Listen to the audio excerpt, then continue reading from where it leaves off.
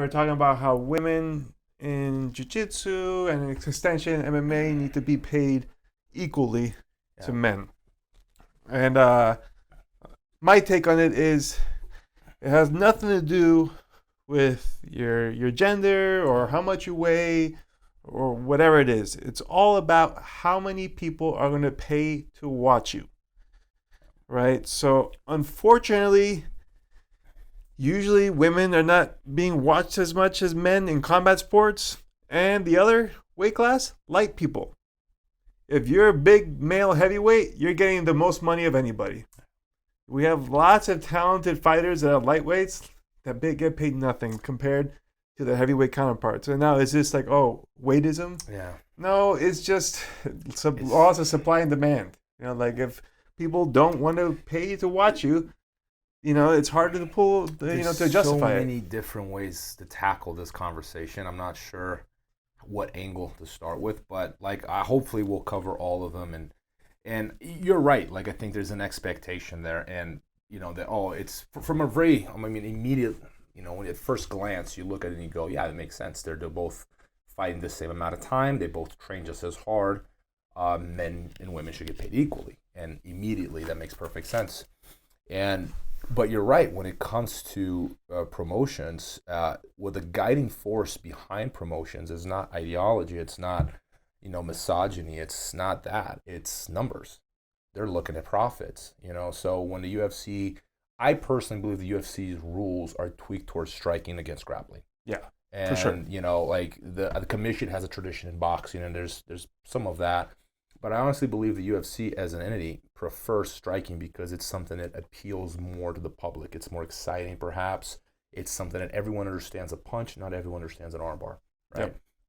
So the UFC leans towards striking. Now, I don't like that, right? But it is what it is. I understand it. I don't think the UFC is like purposely being biased against grappling. I think the UFC is a reflex of the audience. You mentioned the weight class. Same thing. Mighty Mouse was outstanding. Yeah, he's pound for pound. He might have been the best. Yeah. One of the best of all time. If you're really asking me, for sure, skill wise, he's the most well-rounded. Incredible. He didn't sell nowhere near as much as John Jones or DC. Now, why is that? It's a reflex of the audience, and the same goes for jiu-jitsu. We always use the example of Bruno Malfacini, like 10, 11 world titles or something, and he's not as popular as guys like. I'm not going to mention names, people that sometimes never won anything, but just because they're heavier, they're in the spotlight a lot more, right? And that's unfortunate, but it's just the reality. And I think at the bottom of this conversation, Dave, and this we can talk about this a little bit, it is that age-old discussion of nature versus nurture. Like what is versus what I wish were. Like science and biology versus ideology. Like, do we have an inclination towards preferring watching heavyweights fight or men fight, because we understand that heavyweights in general have an advantage over lightweights. So in the hierarchy in our heads, heavyweights are better than lightweights. In the hierarchy in our minds, men are better fighters than women. So the public is more likely to pay for the best versus the second best. And in terms of fighting, and this is not a sexist claim, it's just factual, like men are better fighters on average. It's not unnatural that the public wants to pay for the best. Yeah, I agree with you. And historically that has been proven to be the case. Like I had actually looked up the top. Well, actually, every UFC pay-per-view that's ever been run and the numbers that were publicly shown. And I was surprised that actually the very first UFC only had like 90,000 buys. Oh wow! I was like, man, that's nothing. And it was such a the very first one. The very first one. Still not bad money if you think about it. They're probably selling it, what, $40-$50? Yeah, and they were only giving away 60,000 for the. That was flat, I don't know if they paid travel, but very minimal budget, So they made money, of course, but like compared to now, it's it's nothing. Jeez, there was like playground stuff, Yeah. So snack money. But like the top UFC of all time was recently was McGregor and Khabib, and it did 2.4 million, I think. Is that the biggest one of all time? That was the biggest one of all time. Oh wow. But most of them, that was the only one that broke 2 million. The rest of them are in the million range. Conor McGregor, no surprise, holds the record. He has like 4 fights in the top 10 of UFC pay-per-views at like 1.6, 1.8. Like he holds, I think, the first 3 spots. The next big draw, Brock Lesnar. Yeah. Not a surprise. He has 2 of them, right? He has like 1.3, 1.2. The next big draw, Ronda Rousey. She had 1.1. She's number 3. She out of in my standard, which is who held the most spots in pay-per-views. So Conor had 4, Brock had 2, and Ronda had 2, and she was just underneath Brock in the sense that she had 1.1 and 1.13. So, and if you know people who are headlining, obviously they, from my understanding, they always get a cut of the pay-per-view action. Yeah. The percentages vary depending on who they are. But it's fair to say that Ronda got paid significantly well, and probably better than pretty much everybody else in the UFC besides those mega stars. So, there was for a while, Dana White was like, women will never fight in the UFC, this, blah, blah, blah. Remember, he made a big stink about it. And why did he say that? I think, 1, he likes playing the reverse psychology game, but then 2, probably he saw the numbers don't make sense, right? Like, I'm going to pay for a female division. I'm going to build it up, and not as many people are going to watch it. It was only until he probably saw, like, hey, you know what? The market is growing for this, and we're going to fill a niche of being the only people offering female MMA. And he got blessed to have like a star like Ronda who had some natural charisma, and just a lot of people wanted to watch her, So she was like one of those few people, like we talked about last time, that like became a celebrity outside of just MMA. Like everybody who follows celebrities knows who Ronda Rousey is. Like they know Conor McGregor. Not everybody knows who Derek Brunson is, even though he's a phenomenal fighter, right? So I don't think if they could bring Ronda back to her prime days, like when she was killing it, and she goes, hey, I want to fight again. Dana's not gonna be, no, we don't want women. No, he was like, come on in, Like Dana just wants to make. I mean, as a business owner, he just wants to make money. I remember there's one UFC, and I don't remember where I saw this, but there was a meme where I think Cyborg was in it, where the women got paid more than men, like the main card and the co-main event and all that. The women got paid more than men. It was an unusual UFC, but so these things do happen. But once again, it's a reflex not of, we're trying to boycott women, we don't want men and women making money. It's just a matter of ticket sales. Yeah. We did an event. We commented on this event about just over a year ago, Black Book CBD, and it was the first time that men and women got paid the exact same amount. And I'm happy that we did that, and I'm proud of that, and I agree with it. But you got to understand where Black Book CBD is coming from, or was coming from. Different perspective. We have an artificial injection of money into creating a promotion that is not aiming at ticket sales but product sales. Yeah. So it's very different. So under those controlled circumstances where you're not depending on ticket sales to make your money, you can actually afford to do that. In fact, you can pay women more if you want. Like in these, it's a little bit different, right? But if we're going to talk about an organization that is going to be a reflex of ticket sales, then I don't see how heavy men aren't going to always be the lead. I don't think is that ever going to change? Is it possible that it's going to change? I don't know. I think that the average UFC fan, we can all agree on this, is not very educated into appreciating technique. They're just more likely to look at things, the heavy guy beats the little guy. Therefore, if I'm going to spend my money, I want to watch the very, very best. And it's a difficult one because I'm an idealist in so many ways, and I would like things to be in a certain way, but at some point, we have to look at maybe this is the way, to what extent can we change things that might be, just so instinctual to us to just lean towards, and I just don't see in terms of sport women ever being as appealing as men because men are more athletic on average, so it's a tough one. Well, I think they can, like someone like Ronda, for example. She eclipsed most men that will ever compete in the UFC as far as success and popularity, right? So it's possible. But her success wasn't necessarily based on her skill set, more so her personality and the character that she became, right? I think it was both. Like she was I think she was light years ahead of the Division II on the technical terms. Oh, on grappling side, for sure. And one thing I now remember, you mentioned Dana. Like I remember it was a press conference in New York. It was before MMA was even legal. They were pushing for it, and there was, I think the weigh-ins were in Manhattan and the fights were in New Jersey or something like that. It was Corey and Frank, and someone asked him why no women in MMA, and then he goes like this: the skill level is not there, and he was very blunt and cynical. And this is like before Ronda, right? This has been a few years ago. Like more like a decade ago. And it made sense to me. It's like, yeah, he's right. Like the skill level at the time was not there. There were not that many women training. But like even IBJJF, when they first started, Dave, they had like 2 divisions. I think it was blue and purple, brown and black. And now they're adding weight classes, and now they have like every division because there are a lot more women practicing. So, 15 years ago, people were accusing IBJJF being like pro men and against women. It's just a matter of like numbers. We have only 30 women for 4 divisions. Like I can't create more divisions if we only have 30 women signed up, right? More women sign up, we create more divisions. Of course, like any other private institution, they're aiming at profit, not at they're not waging a war against women. It's just a matter of numbers. No, to me, the whole argument is pretty much economics based, right? Like at the end of the day, a business like the UFC or IBJJF, they're in it to make money. Yeah. So I don't think they, like you said, I think we talked about it last time, they're not like sexist or racist or anything like that. We're like, oh, we're not going to let someone win because, or we're going to kick ourselves in the ass by not trying to make money because we have these.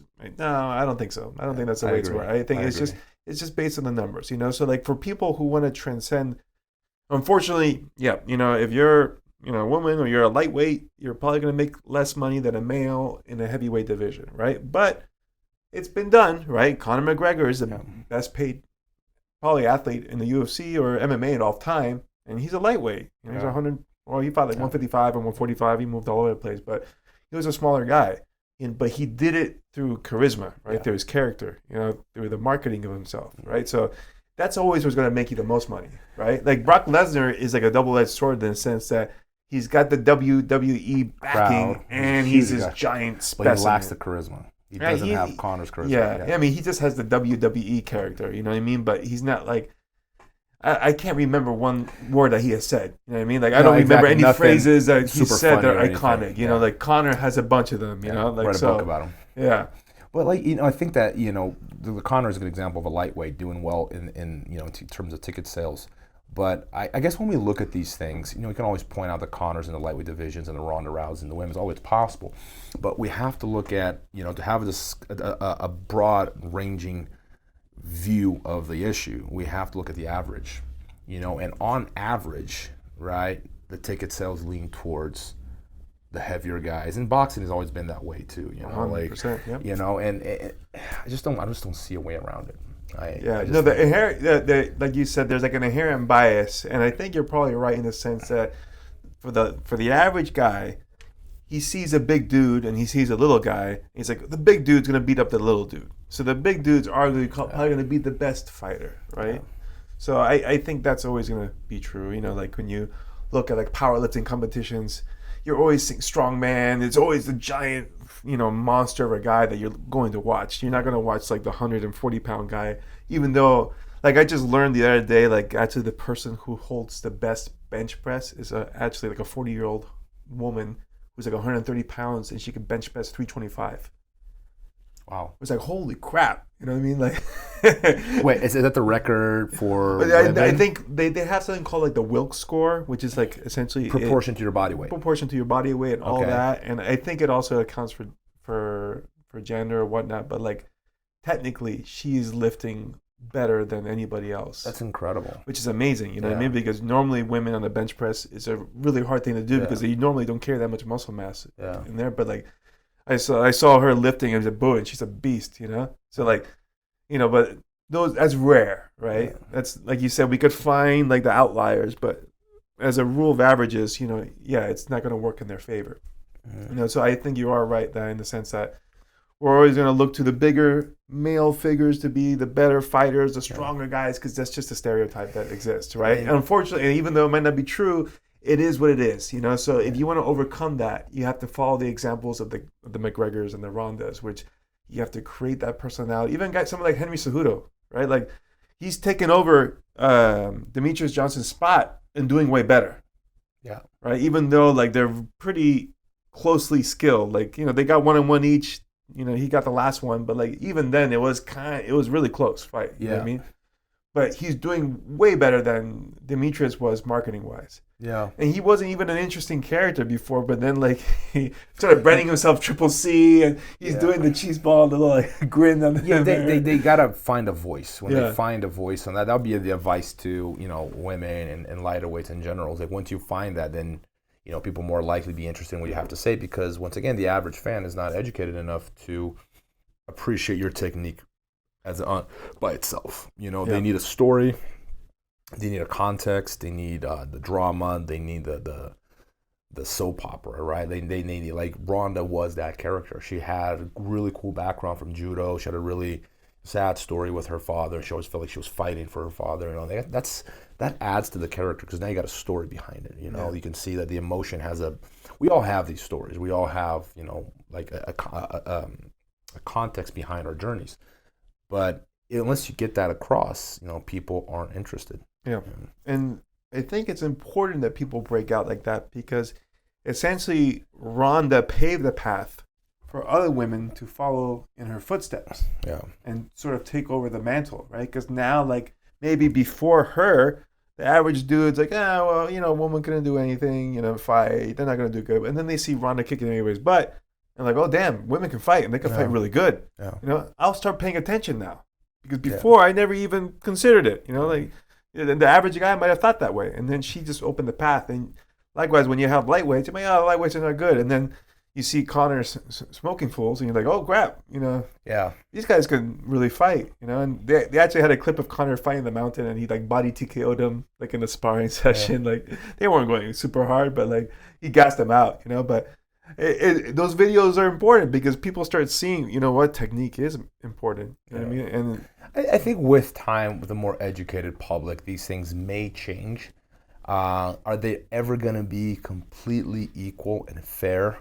I'm not sure. I get where women are coming from, the ones like we should get paid the same, because I know how hard these women train. Like they train just as hard as men.